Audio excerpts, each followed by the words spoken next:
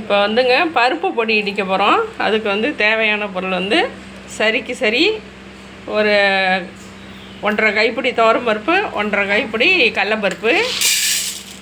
சில பேர் பாசிப்பயிரில் துவையை அரைப்பாங்க. நான் வந்து கடலப்பருப்பு, துவரம்பருப்பு, ஒரு 6 காஞ்ச மிளகா இதை போட்டு வறுத்துட்டு பச்சையாக தாங்க பூண்டை போடுவேன். அப்போ தான் அந்த ஸ்மெல்லு நல்லாயிருக்கும். இல்லாட்டி பொடியில் வாசனையே இருக்காது. சளி பிடிக்காமல் இருக்க 4 மிளகு போட்டுக்கலாம் வேணுன்னா. எனக்கு அது மிளகு பிடிக்காது, நான் போடுறதில்ல. 10 பல்லு மிளகும் போட்டு சளிக்கு நல்லது. 10 பல்லு மிளகு போட்டால் சளிக்கு நல்லதுங்க பிள்ளைங்களுக்கு. அதனால் கொஞ்சம் மிளகும் போட்டு இடிச்சிட்டு, பூண்டு ஃப்ளேவர் தான் தூக்கலாக இருக்கும். அதனால் மிளகு கொஞ்சம் போட்டு இடிச்சுக்கிட்டிங்கன்னா பருப்பு பொடி செமையாக இருக்கும். இப்போ துவரம்பருப்பும் போட்டுக்கலாம். கொஞ்சம் பாருங்கள், பாருங்கள் மிளகு 20-25 மிளகு போட்டு துவரம்பருப்பையும் போட்டுடலாம். இது வறுபடும் போது பாதியில் நம்ம மிளகாய் போட்டுக்கலாங்க.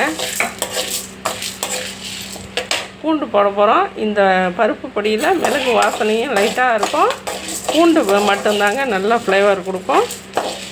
இப்போ பசங்களுக்கு காலையில் நீங்கள் டிஃபன் பாக்ஸுக்கு இந்த பொடியெல்லாம் இடித்து வச்சுக்கிட்டிங்கன்னா நல்லா செமையாக இருக்கும். கருவேப்பிலை பொடியிலேருந்து இடித்து வச்சுக்கலாங்க.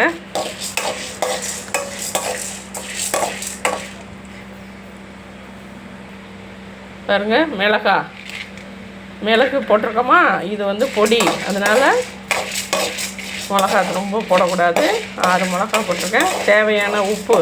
இதையும் நீங்கள் எந்த பொடி இடித்தாலும் உப்பை போட்டு வறுத்துட்டிங்கன்னா நல்லா பவுடராக இடிபடுங்க. நீங்கள் வந்து வறுக்காமல் போட்டிங்கன்னா இந்த மிளகாயை வந்து நுணுங்க விடாது. வறுபட்டு போச்சு. உங்களுக்கு இன்றைக்கி பொடி வாரம் எல்லாமே பொடியாக காட்ட போகிறேன். அடுத்தது கருவேப்பிலை பொடி வறுக்க போகிறேன், அதையும் காட்டுறேன் பாருங்கள்.